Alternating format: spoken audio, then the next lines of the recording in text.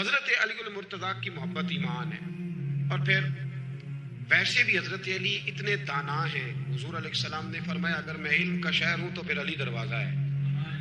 علی باب علم کے، شہر علم کے باب علی ہے. امام صفوری کہتے ہیں ایک دن نا حضرت جبریل امین انسانی شکل میں مولا علی کے سامنے آ کے کھڑے ہو گئے. کون؟ حضرت جبرائیل علیہ السلام. حضرت جبریل امین کھڑے ہوئے انسانی شکل میں. تو کہنے لگے علی یہ بتائیے کہ جبریل اس وقت کہاں ہے؟ انسانی شکل میں. اور مولا علی سے پوچھتے ہیں. تو کچھ جو آج کل ہمارے شاگرد حضرات پڑھ جاتے ہیں نا تو وہ ذرا جلدی کرتے ہیں جواب دینے میں. بڑوں کو جب جواب بھی دینا بزرگوں کو تو جواب میں بھی آداب کا خیال ہونا چاہیے. حضرت مولا علی شیر خدا رضی اللہ تعالیٰ عنہ تو جب پوچھا نا کہ جبریل امین کہاں ہے اس وقت، تو حضرت علی نے پہلے اوپر دیکھا، پھر نیچے دیکھا، پھر دائیں دیکھا، پھر بائیں دیکھا، پھر آگے دیکھا، پھر پیچھے دیکھا.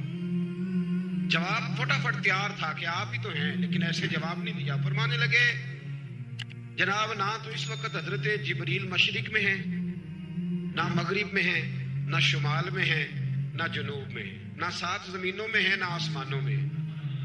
پھر بھی یہ نہیں کہا کہ آپ جبریل ہیں. فرمانے لگے بھئی زمینوں آسمانوں مشارق مغارب میں تو کوئی نہیں، تو یا آپ جبریل ہیں یا میں جبریل ہوں، دونوں میں سے ایک ہے. تو حضرت جبریل امین مسکرائے. فرمانے لگے نہیں آپ تو علی ہیں، جبریل تو میں ہی ہوں، آپ علی. دیکھیں نا بہت سارے لوگ سوال کا جواب دیتے ہیں پر وہ آداب کو ملحوظ خاطر نہیں رکھتے. نبی پاک علیہ السلام نے ایک نماز 4 رکعتوں کی تھی تو حضور نے 2 پہ سلام پھیر دیا. تو صحابہ سے پوچھا میں نے کتنی پڑھی ہے؟ عرض کرنے لگے یا رسول اللہ زیادہ پتہ تو آپ کو ہی ہے پر ہمیں لگتا ہے کہ آپ نے 2 پڑھائی ہیں. یہاں ایسے کرتا ہے کوئی؟ سوال ہی نہیں پیدا ہوتا. یعنی 1 منٹ سے پہلے امام غزالی ایک درویش کے مرید ہو گئے تھے تو بہت بڑے عالم تھے. آپ کو پتہ ہے عالم آدمی کا مرید ہونا اللہ ہی خیر کرے کسی کرامت سے کم نہیں ہوتا، بڑا مشکل ہوتا ہے. وہ کسی کی غلامی کرے وہ بڑا مشکل ہوتا ہے، مطلب کٹھن ماحول ہوتا ہے. تو امام غزالی بیعت ہو گئے تو مرشد نے پہلا وظیفہ یہ بتایا کہ کسی پر اپنے علم کا اظہار نہ کرنا. اپنے علم کا اظہار آپ اس کو آسان وظیفہ سمجھتے ہیں؟ یعنی علم ہو بھی تو بندہ اظہار نہ کرے، بد ہضمی ہو جاتی ہے، نیند نہیں آتی. 2-4 لفظ جو بندہ پڑھ کے آتا ہے نا اس کو تو نیند نہیں آتی کہ میں پڑھا لکھا ہوں تو میں بتاؤں نا. تو حضرت علی شیر خدا کرم اللہ تعالیٰ وجہ الکریم کے وہ آداب سے مجھے یہ بات یاد آئی کہ امام غزالی کے شیخ نے کہا علم کا اظہار نہ کرنا یہ پہلا وظیفہ ہے. شیخ شہاب الدین سہروردی کہتے ہیں مجھے میرے ماموں حضور غوث پاک کے پاس لے گئے تھے تو جاتے ہوئے میرے رستے میں خیال آ رہا تھا میں الحمدللہ خود پڑھا لکھا ہوں. کہ جب انہوں نے جا کے پیش کیا نا غوث پاک کی بارگاہ میں کچھ دیں تو حضور غوث اعظم فرمانے لگے بھرے ہوئے پیالے میں کیا ڈالوں، پہلے ہی فل ہے کوئی گنجائش ہی نہیں. تو فرماتے ہیں پھر میں اگلی دفعہ گیا تو غرور علم کو توڑ کے گیا. تو پھر میں غوث اعظم کی بارگاہ میں بیٹھا تو اللہ تبارک و تعالیٰ نے پھر مجھے جھولی بھر کے خیرات عطا فرمائی. یاد ہے وہ کہتے ہیں انہوں نے کہا کہ اظہار نہیں کرنا علم کا. تو بس ایک دن بیٹھے بیٹھے نا ایک بندہ مسئلہ پوچھنے آیا. انہوں نے بزرگوں سے مسئلہ پوچھا، میرے مرشد سے. امام غزالی کہتے ہیں میرے پیر سے مسئلہ پوچھا تو وہ کہنے لگے بھئی مجھے نہیں اس سوال کا جواب آتا. حضرت صاحب نے کہہ دیا مجھے نہیں آتا. کہتے میں قریب تھا، میں نے اس بندے کو بلایا، میں نے کہا مجھے آتا ہے جواب، میں بتاؤں؟ تو کہتے ہیں شیخ فرمانے لگے غزالی تیرا کیا خیال ہے مجھے نہیں تھا جواب آتا؟ یہ تو تجھے آزمانے کے لیے کہا، تیری ابھی میں نہیں نہ گئی تو کوئی نہیں میاں پھر ابھی تو رستے میں ہی رہے گا. فٹافٹ لوگ کہتے ہیں ہم ایسی لاکھوں کتابیں قابل ضبطی سمجھتے جن کو پڑھ کے بیٹے باپ کو خبتی سمجھتے. ایک بات یہ کہ ان سے محبت کرنی ہے، دوسری بات یہ کہ ان کی سیرت. پہلی بات زندگی میں ادب بڑا کیا مولا علی شیر خدا، بڑا ادب کیا. حضرت علی کہتے ہیں میں نے نبی پاک سے ایک سوال پوچھنا تھا تو میں نے 14 دن انتظار کیا. یعنی سوال جو ذہن میں آ جائے تو نمبر پاس ہوتا ہے تو 14 منٹ انتظار ہوتا ہے، میں نے تو گھنٹے کا ہی نہیں. یعنی 14 منٹ بھی بندے انتظار، سوال ہی پیدا نہیں ہوتا. اور اگر پیر صاحب فون نہ ریسیو کریں تو وہ متکبر ہے، اگر وہ فون نہ اٹھائیں تو پھر یہ ہے کہ اب دین کی بات کس سے پوچھے جی ہم، پھر ہمارے پاس فلسفہ ہے. کہتے میں نے 14 دن انتظار کیا. کیا मौला अली फरमाते मेरे दिल में ख्याल था कि कोई और आ जाए और जो मैं बात पूछना चाहता हूँ वो नबी पाक से पूछ ले, वो हुजूर से पूछ ले तो मेरा भी चलो मामला बन जाएगा। अब उनसे ज्यादा को बेतकल्लुफ तो नहीं था ना नबी पाक की बारगाह में, झट पूछ सकते थे। 14 दिन कहते 14 दिन के बाद बंदा आया, वही सवाल पूछा जो मैंने पूछना था। तो कहते हुजूर जवाब उसे दे रहे थे और देख मेरी तरफ रहे थे, जवाब उसे दे रहे थे और तवज्जो हुजूर की मेरी जानिब। एक उनकी जिंदगी में अदब बढ़ा है। दूसरी बात यह कि गहरा इल्म है मौला अली का। हमारे यहाँ लोगों के पास इल्म होता है, इल्ला माशाअल्लाह बड़े बड़े अच्छे उलमा है, लेकिन बाज जगह पे इल्म बड़ा सतही सा है, सतही सा। यानी सारी जिंदगी जिस बंदे ने इल्म पढ़ा है वो गहराई तक नहीं उतरा, यानी उस पर अमल नहीं कर सका। तो अगर मेरा इल्म मुझे नफा नहीं दे रहा तो मेरा इल्म किसी को क्या नफा देगा। हजरत अली का इल्म गहरा था, सियाना इल्म था, गहराई वाली बात करते थे, बड़ी सोच समझ के फैसला करते थे और बड़े जीरक थे, दाना आदमी थे हजरत मौला अली शेर खुदा रज़ी। और आपका फहम फिरासत निराला था। एक शख्स ने कहा जी मैंने तरस खा के एक औरत से शादी किया, वो बूढ़ी थी, तरस खा के निकाह किया। मैं जवान, वो बूढ़ी है, पर मैं करीब जाता हूं तो मुझे पता नहीं क्या होता है। वो बड़ी जगह पे गया हूं पर मेरा मसला नहीं हल होता, हालांकि वो लवारस थी और शादी नहीं उसकी हो सकी। तो हजरत अली शेर खुदा फरमाने लगे बीबी को मेरे पास लाओ, औरत को लाओ। वो लाए तो आप फरमाए तेरा निकाह नहीं हुआ? कहने लगी नहीं। फरमाया सोच ले, चुप कर गई। फरमाया कोई गुनाह किया हो? खामोश हो गई। कहने लगी मैंने मेरा आगाज था जवानी का तो मैंने एक नाजायज बच्चा पैदा किया, उसे फेंक दिया, आबादी में फेंका। तो हजरत अली शेर खुदा फरमाने लगे ये तेरा वही बच्चा है। क्योंकि जो इसने कैफियत बताई हैं वो ये है कि इंसान माँ बहन जो उसकी होती है ना, कुछ भी हो जाए, अल्लाह ताला ने फितरी जज्बे रखे होते, तो वो कोई हैवान हो तो बात अलग है, अगर इंसान हो तो वो मतलब इंसान माँ के सीने से लग भी जाए तो उससे शफकत का रंग तो नजर आता है, लेकिन उसके अंदर वो जज्बात पैदा हो सकते नहीं। बेटी सीने से लग जाए तो वो वाले जज्बात उसमें आ। तो हजरत अली शेर खुदा का इल्म बड़ा बारीक। तो आप फरमाने लगे मियाँ वो जो तेरा इसके ऊपर तरस आया ना, उसकी भी वजह यह है कि तेरा इससे कोई अज़ल से रिश्ता है, लिहाजा तुम्हारा निकाह ही मुनक इतना गहरा, सियाना और पेचीदा, यानी बातों की गहराई तक। आज हमारे बहुत सारे मेरी तरह के लोग तकरीर करते हैं तो वो अवामी नफ्सियात के मुताबिक बात नहीं कर पाते, क्योंकि हम जो तकरीर रट के आए हैं वो तो हमने तो इल्म जाहिर करना है और नारा लगवाना बड़ा शौक है। जब तक वो मतलब लोगों में शौक ना पैदा हो फिर बाद में गुफ्तगू होती है आज मैं जलसा लूट लिया है। तो मैं कहा करता हूं कि जलसा लूटा नहीं जाता, जलसे में तो कुछ लुटाया जाता है, इल्म दिया जाता है, फहम दिया जाता है, शौक दिया जाता है। तो ये क्या मतलब बात हुई? तो गहरा इल्म था। चौथी बात, इल्म भी था और तकवा भी था, परहेजगारी भी थी। जब आप खलीफा थे ना, अमीरुल मोमिनीन थे, अमीरुल मोमिनीन, आप चलो सूबाई वजीर की बात नहीं करता, आप किसी ना हल्के से जो वो हमारे पाकिस्तान में ओहदे बहुत ज्यादा हैं, तो जिसको कोई हल्का सा ना चलो पुराना वर्कर है तो कोई दे देते हैं, उसको भी मिल जाए तो 15 को वोट तो उसके भी कहीं नहीं गए मुबारकबाद के। अल्लाह से पूछें कि तेरा असल में काम क्या है तो काम कोई भी नहीं होता उसका, बोर्ड लग जाते हैं, बड़ा क्या बात है जनाब, मौज बन गई। हजरत अली अमीरुल मोमिनीन थे और कूफे के चौक में खड़े थे, कूफे के चौक में, और फरमा रहे थे कि भाई ये मेरी ज़िरा है, बड़ी कीमती है, ये कोई बंदा खरीद ले। किसी ने करीब जाके पूछा अमीरुल मोमिनीन क्यों बेच रहे हो? तो फरमाने लगे मेरी तामत पुरानी हो गई है, अब ना इतनी पुरानी हुई है कि इस पे पेबंद लगने की भी जगह कोई नहीं बची, अगर ये फटने के करीब न जाती तो मैं ज़िरा ना बेचता। इमाम हसन रज़ी अल्लाह तआला अन्हु कहते हैं मेरे अब्बा जी खजाने का सारा मुंह खोल के अल्लाह के बंदों में बांट के तो उस कमरे में 2 नफल पढ़ के कहते थे या अल्लाह गवाह हो जाओ, मैंने कौम की अमानत कौम पे खर्च कर दी है। ये परहेजगारी, ये तकवा, ये ज़ौक़ हजरत मौला कायनात शेर खुदा अलीउल मुर्तज़ा रज़ी अल्लाह तआला अन्हु। हमारे यहाँ ना हमने बांट दी हैं चीजें, यानी कोई बंदा ज़हरा हजरत अली के नारे लगाने लग जाए तो लोगों को शक पड़ जाता है। तो एक बंदा मेरे कान में कहने लगा 2-3 दिन से यहाँ अली अली हो रही है कान में। अब बड़ी जल्दी हमारे थर्मामीटर वाले लोग भी बड़े तैयार बैठे रहते, कहने लगा 2-3 दिन हो गए यहाँ अली अली हो रही है। मैं क्या दुआ कर हुंदी रवे। तो تو کہنے لگا آپ نے کوئی وضاحت نہیں کی. میں کہا تینوں اصل وضاحت دی لوڑ نہیں, تینوں کسی اور شے دی لوڑ ہے. عجیب بیوقوف آدمی ہے بھائی. ان لوگوں کا تو رشتہ ہی کوئی نہیں مولا علی شیر خدا کے ساتھ. اور ہم جو ہیں ہم تو مرید ہیں مولا علی شیر خدا. اعلیٰ حضرت فرماتے ہیں کہ حضور سے پہلے بھی جس کو ولایت ملی ہے وہ مولا علی کے صدقے ملی ہے, اور قیامت تک جسے اللہ ولایت دے گا وہ مولا علی شیر خدا کے قدموں کی خیرات کی برکت سے دے. ایک سلسلہ علیہ نقشبندیہ ہے جو حضرت ابوبکر صدیق سے انسلاک کرتے ہیں, باقی تو تمام سلاسل کو سارا فیض ہی مولا علی شیر خدا سے. تو آپ یہ کیسی بات کریں گے کہ جناب وہ فلانے کا آپ. جی میں نے اسے کہا کہ شاید میرا دعویٰ کوئی نہیں, پر میری جو اپنی تھوڑا بہت مطالعہ ہے نا, میں انسائکلوپیڈیا ہوں حضرت عمر فاروق کا. مجھے جنون ہے حضرت عمر فاروق سے محبت, جنون ہے. اور میں نے ایک دفعہ اسکیچ صرف ابھی بنایا ہے, تو شاید میں 2 جلدوں میں کتاب لکھ دوں حضرت عمر فاروق. یعنی شاید ان کے حالات پر کوئی ایسی کتاب جو دنیا میں چھپی ہو اور میں نے دیکھی نہ ہو, شاید وہ جس ذریعے سے. اور آپ میری گفتگو سن لیں, شاید ہر دوسری بات میں حضرت عمر کی کرتا ہوں, لیکن ایک بات پکی ہے کہ مرید میں مولا علی شیر خدا تھا.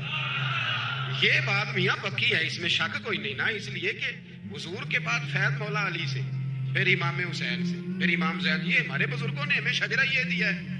تو آپ کو جو بات جہاں ہے وہ وہاں ہے. حضرت ابوبکر صدیق کے بارے میں جو شک کرے پکا بے ایمان ہے.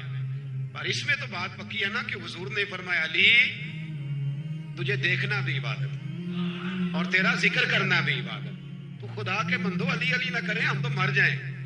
کوئی جگہ ہی نہیں ہے سوائے حضرت علی شیر خدا کے ذکر کرنے کے. تو یہ کچی کمزور باتیں نہ کرو. یہ کوئی عجیب بات ہے کہ جی وہ اگر علی علی زیادہ کیا تو کوئی فلانے طبقے سے تو نہیں. تو یہ ایسی کمزور بات آپ کیوں کرتے ہیں میاں؟ یہ آپ عجیب, آپ نے بحث چھیڑ دی لوگوں نے. تو یہ کوئی ایسا مسئلہ نہیں. زندگی میں یاد رکھو, جس کی زبان پہ علی علی زیادہ رہتا ہے نا, اس کی زبان پہ نبی نبی بھی زیادہ ہی رہتا ہے. ختم ہو گئی بات. تو ان چکروں سے باہر آئیں, آپ باہر آئیں ان چکروں سے. اور اسی طریقے سے میں نے کہا تھا کہ ہم کوئی ترازو لے کے نہیں بیٹھے ہوئے کہ فضیلت کس کی زیادہ ہے.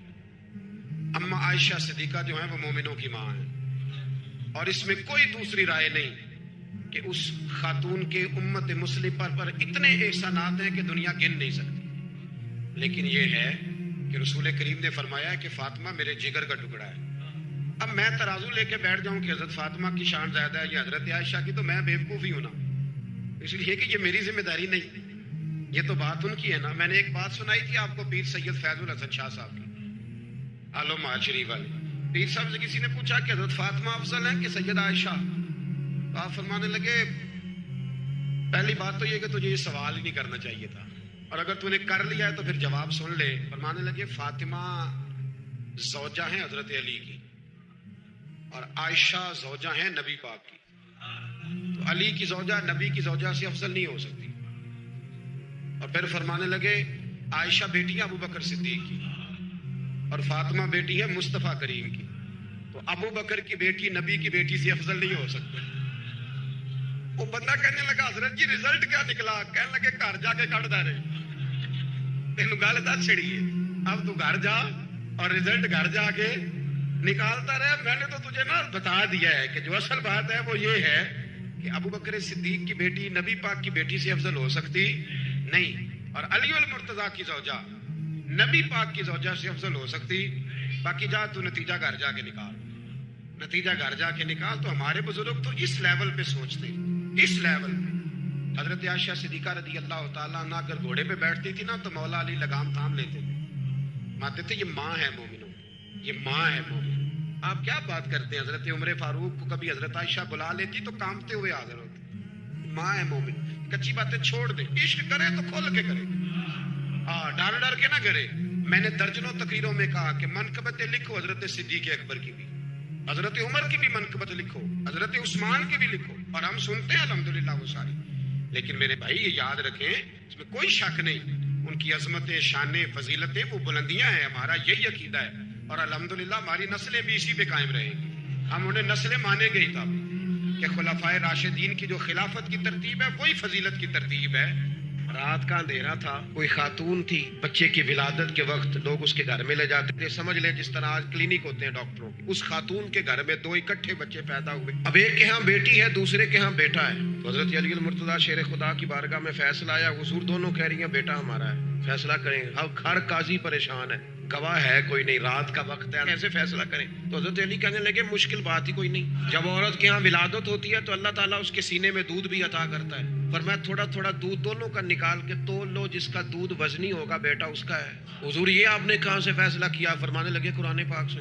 کہا وہ کس طرح؟ فرمانے لگے اللہ نے قرآن میں بیٹے کا حصہ ہی ڈبل رکھا ہے، فرمایا لہذا جب بیٹا پیدا ہوتا ہے تو عورت کے دودھ میں طاقت بھی ڈبل ہوتی ہے، لہذا جا کے تول لو۔ لوگوں نے واقعی تولا اور آگے کہنے لگے وہ تو ہے نا کہ 25% زیادہ ہو، حضور ایسا نہیں ہوا، ڈبل ہی زیادہ ہے، آدھا وزن زیادہ ہے، یہ دیکھا ہے ہم نے۔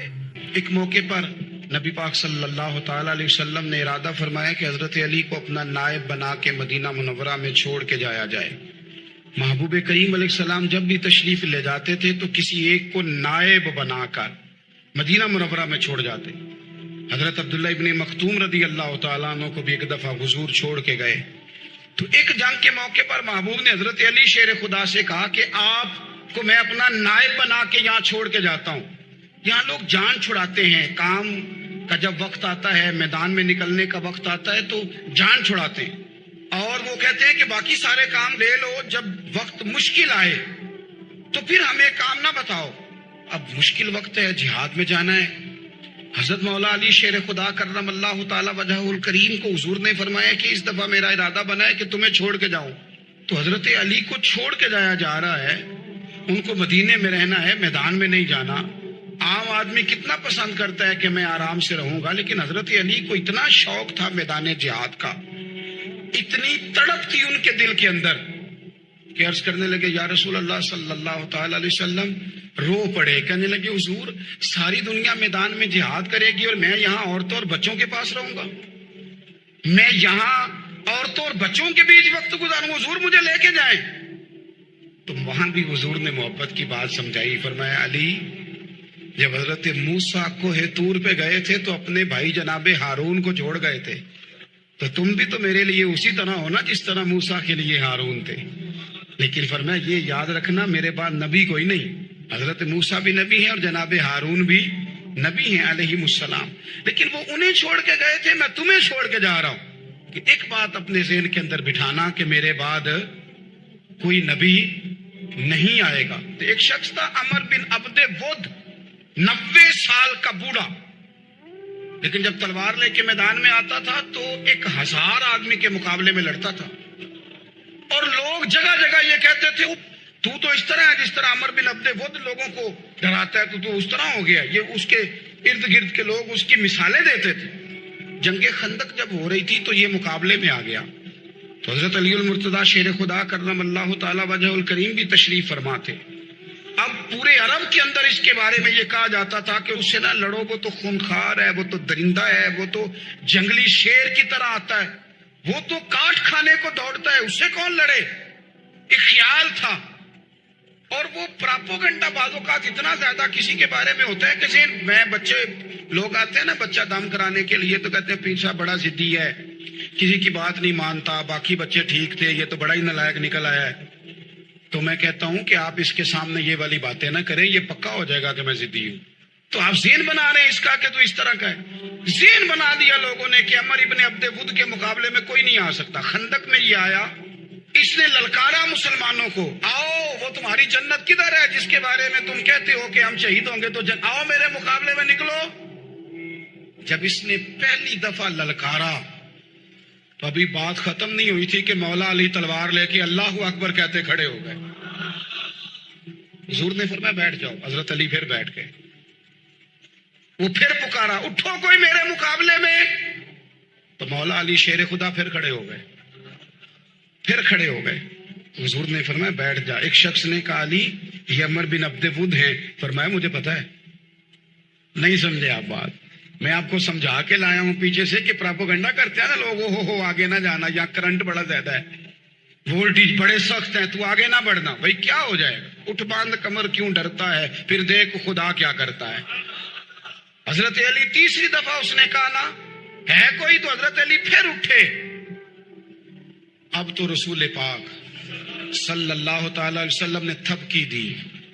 بعض جگہ یہ ہے کہ حضور نے خود تلوار تھمائی, سر پہ امامہ باندھا اور حضور نے فتح یابی کی دعا فرمائی. حضرت علی گھوڑے پہ بیٹھے نکلے اور جب اس کے سامنے گئے تو جا کے کہنے لگا میرا پتہ ہے. حضرت علی فرمانے لگے تو اپنا چھوڑ, میرا پتہ ہے تجھے, مجھے تو جانتا ہے. کہنے لگا میں 1000 کے مقابلے میں اکیلا لڑتا ہوں. حضرت علی شیر خدا فرمانے لگے پتہ نہیں تو کن سے لڑتا رہا ہے, جانے وہ کون ہے جن سے تو لڑتا رہا ہے, وہ کون 1000 تھے جو تیرے مقابلے میں آتے تھے, پتہ نہیں. تو کہنے لگا میرا نام میری ماں نے عمر بن عبد ود رکھا ہے. فرمایا چھوڑ تو, میری ماں نے میرا نام حیدر رکھا ہے. کہنے لگا تیری عمر چھوٹی ہے, کوئی بڑا لا. فرمانے لگے یہ تو جب ہنجے میں پنجہ ملے گا تو پتہ چلے گا عمر کس کی چھوٹی ہے. ابھی تو کہانیوں سے متاثر کرنا چاہتا ہے, تو چاہتا ہے کہ تو پریشر ڈالے اور میں تیری بات سنوں. تو مقابلے میں آ, ڈینگے نہ مار, کہانیاں نہ سنا, دیواریں ہلتی رہتی ہیں اور در کانپ جاتا ہے. علی کا نام سن کے اب بھی خیبر کانپ جاتا ہے. تو مقابلے میں آ, تو باتیں بنا رہا ہے, کہانیاں سنا رہا ہے. تو کہنے لگا تو بچہ ہے, میں چاہتا نہیں تیرا خون بہاؤں. تو حضرت علی کہنے لگے میں بڑے دن سے پریشان ہوں کہ کسی بے ایمان کا خون بہایا کیوں نہیں, میرا بڑا دل کر رہا ہے تیرا خون بہاؤں. اس نے بڑی زوردار ضرب لگائی, غصے میں اتنا پاگل ہوا کیونکہ اس کے بارے میں معروف تھا کہ وحشی مزاج آدمی. اتنا سخت پاگل ہوا غصے میں, اس نے اپنے گھوڑے کے پیر کاٹ ڈالے. پہلے تلوار گھوڑے کو دے ماری, اس کو کاٹ کے دوڑا. یہ کیوں کرتے تھے لوگ, عرب کے لوگ اس وقت یہ کام کرتے تھے کہ ہم نے گھوڑا ہی مار ڈالا ہے تاکہ ہم بھاگ نہ سکیں. کہتے ہیں نا کشتیاں جلا دی ہیں کہ اب واپس جانے کا راستہ ہی بند ہو جائے. گھوڑے کے پیر کاٹ ڈالے کہ بھاگنا نہیں. اور بڑی زور سے اس نے ضرب لگائی حضرت علی پر. حضرت علی نے جب روکی تو وہ ڈھال ٹوٹ گئی حضرت مولا علی کی, اور آپ کے امامے کو اس کی تلوار بھی لگی. آپ نے فرمایا دکھا لیا تو نے زور, اب میری باری ہے. حضرت مولا علی شیر خدا کا قد بظاہر چھوٹا تھا. صحابہ کہتے ہیں ہم دور سے دیکھ رہے تھے, اللہ اکبر کہہ کے تھوڑا سا زمین سے وہ اٹھے, تھوڑا سا اٹھے, اور پھر دوبارہ نہیں انہیں تلوار چلانی پڑی. ایک ہی ضرب لگائی اور اس کے 2 ٹکڑے کر کے اسے زمین پہ پھینک دیے. تو عزیز دوست آپ یاد رکھیں گے اس بات کو کہ اپنی زندگی کے اندر مروب ہونا چھوڑ دیں. روب میں تاتاریوں نے مسلمانوں کو مروب کر لیا تھا, روب ڈال لیا تھا کہ ہم بہت بڑے لوگ ہیں. یہی آج ہمارے ساتھ بہت سارے لوگ کرتے ہیں, دلوں میں روب آ جاتا ہے امیر رشتہ دار کا, فلانے کا فلانے کا, پھر وہ جو مرضی کرتا ہے. تاتاریوں کی ایک بی بی وہ کیا کرتی, وہ 9-10 مسلمان نوجوانوں کو سڑک پہ کھڑا کر جاتی, کہتی ادھر کھڑے ہونا, میرے آنے تک ہلنا نہ. جوان ہے لیکن روب ہے نا کہ یہ بڑے وحشی ہیں. اکیلی بی بی اندر جاتی, تلوار لے آتی, اور وہ کھڑے ہیں, وہ بھاگے بھی نہیں, اتنا ڈر گئے, ٹانگیں کانپ رہی, بھاگنے کی بھی جرت نہیں کر رہے. تسلی سے گئی ہے, تلوار لے کے آئی ہے, اور اس نے 9 جوان مسلمانوں کے گلے کاٹ دیے. اس روب سے نکلے باہر, نوجوانوں سے کہتا ہوں نکلو. اور جن لوگوں نے دنیا میں انقلاب برپا کیا وہ غریب گھروں کے تھے, وہ لوگ تھے کہ جو بازار کسی بڑے قبیلے سے نہیں تھے. آپ محنت کریں, تعلیم حاصل کریں, جدوجہد کریں, مشقت کریں, اپنی زندگی میں کچھ مقاصد کے حصول کے لیے آگے بڑھیں. اور اگر آپ کہیں کہ دائیں بائیں میرے فلاں آدمی مجھے یہ مشورہ دے رہا ہے, تو کچھ لوگ دنیا میں باتیں کرنے آئے ہیں, انہوں نے باتیں کرنی ہے اور بڑا فائدہ ہوتا ہے, ان کو باتیں کر لینے دیں, ان کو کرتے رہنے دیں. کام کرنے والا بندہ کام کرتا ہے اور کرتا ہی چلا جاتا ہے, وہ منزل تک پہنچ جاتا ہے. تو حضرت علی کے مزاج میں دلیری ہے, ہمت ہے, ایک بات. اور دوسری بات دانائی, حکمت. یہ جو ہمارے فیصلے ہیں نا جذباتی, اور جناب آج فلانے نے یہ کہہ دیا تو میرا پروگرام یہ بن گیا, تو پھر کل کسی نے اور کچھ کہہ دیا تو میرا پلان اور بن گیا. میں سب سے زیادہ ان لوگوں کے حق میں پریشان ہوتا ہوں جو سویرے کچھ اور کہتے ہیں, دوپہر کو کچھ اور کہتے ہیں, شام کو کچھ اور کہتے ہیں. بھئی آپ کا کوئی نظریہ ہونا چاہیے, کوئی ویژن ہونا چاہیے زندگی میں, آپ کے اندر کوئی حکمت اور دانائی ہونی چاہیے. اس کے لیے کیا کرنے کی ضرورت ہوتی ہے؟ اس کے لیے ضرورت ہوتی ہے کہ آپ کا ذہن ایک طرف ہو. میرے اسا فرمایا کرتے تھے زندگی میں ایک کام کر لو پر صحیح کر کے کر لو. ہم نے تو سارے کام کرنے ہیں. آج کل ہر بندہ صحافی ہے, ہر بندہ تجزیہ نگار ہے، ہر بندہ سیاستدان ہے، ہر بندہ ہی مفتی ہے، ہر بندہ ہی جناب واعظ ہے، ہر بندے کے پاس ہی کچھ مسئلے. اس کا نقصان یہ ہے کہ کسی کے پاس بھی کچھ نہیں.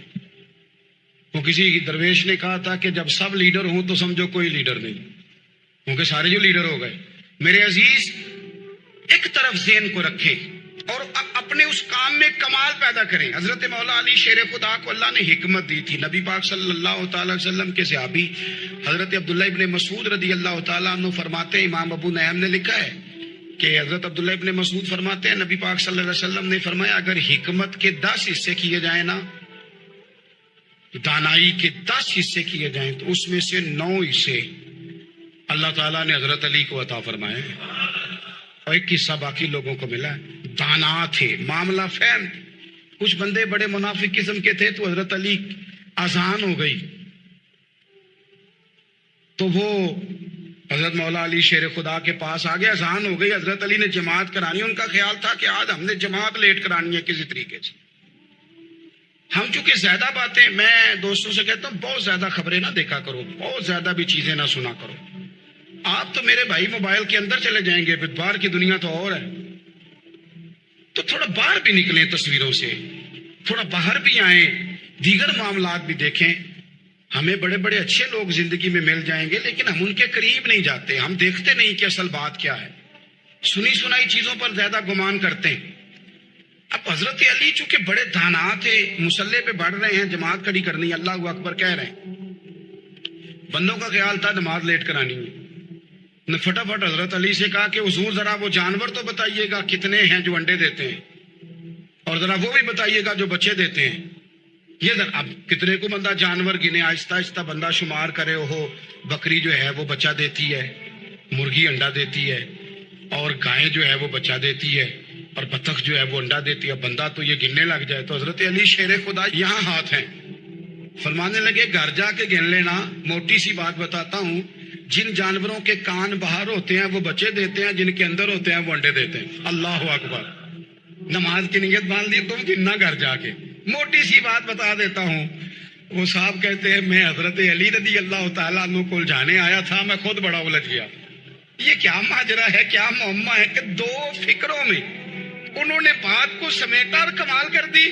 کہنے لگے گھر جا کے گننا، یہاں ٹائم نہیں، نماز کا وقت ہے. پر جن کے کان اندر ہے نا وہ انڈے دیتے ہیں، اور جن کے باہر ہیں وہ جا کے حساب کرنا. آپ ڈھونڈ لیں، تلاش کر لیں، چلے جائیں ماہرین کے پاس، پر شیر خدا شیر ہی ہے. حضرت مولا علی کے جملوں میں کمال ہے. ان کی دانائی، ان کا تدبر، ان کی حکمت، ان کا فہم، ان کی فراست، ان کا کمال. ایک شخص بڑی دور سے آیا، اس نے کہا حضور مجھے نا لمبی باتیں یاد نہیں رہتی، 2 باتیں بس بتا دیں میں عمل کروں تو زندگی بن جائے. 2 باتیں. تو حضرت علی فرمانے لگے لمبی امیدیں نہ لگانا، لمبی امیدیں نہ لگانا، موت کا پتہ نہیں کب آ جائے. منصوبہ بندی ضرور کرنا آنے والی نسلوں کے لیے، اپنی ذات کے لیے لمبی امیدیں نہ باندھنا، یہ بھی کر لوں گا، یہ بھی کر لوں گا. ہم ریٹائر نہیں ہوتے زندگی بھر، پلان پہ پلان، پلان پہ پلان. تو اگر ہم پلان کر رہے ہوتے ہیں تو جو ہمارے نیچے ہوتے ہیں وہ ہمیں ریٹائر کرنے کا پلان کر رہے ہوتے ہیں. اولادیں تک والدین کو کمزور کرنے کے در پہ ہوتی ہیں کہ اب یہ ہٹے تو ہماری باری آئے. حضرت علی فرمانے لگے 2 کام، ایک تو لمبی امید نہ باندھنا، اور دوسرا فرمایا اپنے نفس کی خواہش کی پیروی سے بچنا. دنیا میں رسوا وہ لوگ ہو جاتے ہیں جو اپنے نفس کی خواہش کی پیروی کرتے ہیں. وہ بزدل ہو جاتے ہیں جو خواہشات نفسانی کے پیچھے بھاگتے ہیں. یہ کام نہ کرنا. امام راضی کہتے ہیں کہ سیدہ فاطمہ الزہرا رضی اللہ تعالی عنہا کے دونوں شہزادے حسنین کریمین بیمار ہو گئے تو سیدہ نے منت مانگی کہ بچوں کو شفا ہوگی تو 3 روزے رکھوں گی. شفا ہو گئی، روزے بھی رکھ لیے. اور جب مولا علی شیر خدا روزہ رکھنے کے لیے بیدار ہوئے، سیدہ فاطمہ الزہرا بیدار ہوئی تو امام حسن اور حسین بھی اٹھ گئے. 7-8 سال کی عمر. اماں جی ہم نے بھی رکھنا ہے. صبح کھجور اور دودھ سے روزہ رکھ لیا گیا. این افطاری کے وقت مولا علی کہتے ہیں فاقے چل رہے تھے، کہیں سے میں جوں لایا تھوڑے سے. سیدہ فاطمہ الزہرا نے پیس کر روٹیاں پکائیں. وہ وقت جو بڑا مشکل ہوتا ہے افطار کا، کہتے ہیں اس وقت جب کھانے کے لیے بالکل ہاتھ آگے بڑھنے لگے اور امید تھی کہ ابھی سیدنا بلال اللہ اکبر کہیں گے تو روزہ کھلے گا، لیکن ابھی چند ہی منٹ رہتے تھے کہ دروازے پر ایک فقیر نے صدا دی. کہنے لگا سارے مدینے کے دروازے کھٹکھٹا آیا ہوں، قحط ہے، فاقہ ہے، اے رسول اللہ کے خاندان والوں، میں یتیم ہوں. کسی نے بتایا ہے کہ اور کوئی دروازہ کھلے نہ کھلے سیدہ کا دروازہ تیرے لیے ضرور کھلے گا، کیا یتیم کو روٹی ملے گی؟ تو حضرت مولا علی نے بچوں کی طرف دیکھا ہی تھا کہ امام حسن ساری روٹیاں جا کے دروازے پہ دے آئے. کھجور اور پانی سے افطار ہو گیا. صبح پھر کھجور اور دودھ سے روزہ رکھا. امام راضی کہتے ہیں عین وہ وقت جب افطار کا ٹائم آیا تو پھر دروازے پہ کسی نے صدا دی. کہا رسول اللہ کے خاندان والوں میں مسکین ہوں، رات سے روٹی کھائی ہے، نہ صبح کھا سکا نہ دوپہر. کسی نے بتایا ہے کہ اس دروازے سے خالی کوئی نہیں جاتا. امام حسن نے پھر سارا لنگر اٹھایا اور پھر جا کے دے دیا. تیسرا دن پھر ہوا. مجھے لگتا ہے جب افطار کا ٹائم آیا ہوگا نا تو یہ خود ہی سارے دروازے پہ دیکھتے ہوں گے، یہ کوئی آیا نہیں لینے والا ابھی تک. لگتا ہے کہ نظریں دروازے پہ تھیں. عین افطار کے وقت 3 روٹیاں جب جاؤں کی پک کے آئی تو ایک بھکاری نے صدا دی. کہنے لگا میں قیدی ہوں، آج ہی قید سے رہائی ملی ہے، پہلے دن کسی کے دروازے پہ صدا ملی ہے، دی ہے روٹی ملے گی. امام حسن وہ کھانا دے کے واپس لوٹے. کھجور اور پانی سے افطار ہوا اور جیسے ہی مسجد نبوی میں تینوں باپ بیٹا نماز پڑھنے گئے تو مولا علی کہتے مجھے بتانا نہیں پڑا. رسول کریم نے میری طرف دیکھ کے فرمایا علی تیرا، فاطمہ کا، حسن اور حسین کا 3 دن والا عمل خدا کو بھی بڑا پسند آیا ہے اور محمد مصطفیٰ کو بھی بڑا پسند آیا ہے، بڑا پسندیدہ عمل. میں کہتا ہوں کہ حضرت فاطمہ نے نا ان کی تربیت پہلے ہی کر دی تھی 3 دن بغیر افطار کے روزہ رکھنے کی. وہ ٹریننگ گھر سے ہو چکی تھی. اب میدان کربلا میں 3 دن بھوکا پیاسا رہنا ان کے لیے مشکل نہیں تھا.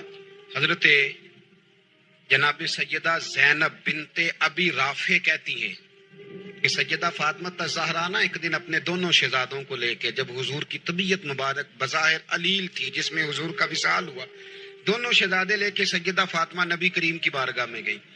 کہنے لگی یا رسول اللہ میرے بچوں کو کچھ دیجئے. سیدہ پاک تو حضور اٹھ کے بیٹھ گئے. اس کندھے سے امام حسن کو لگایا اور اس سے امام حسین کو لگایا اور فرمایا فاطمہ یہ جو میرا حسن ہے نا اس کو میں اپنی ہیبت اور سرداری دیتا ہوں.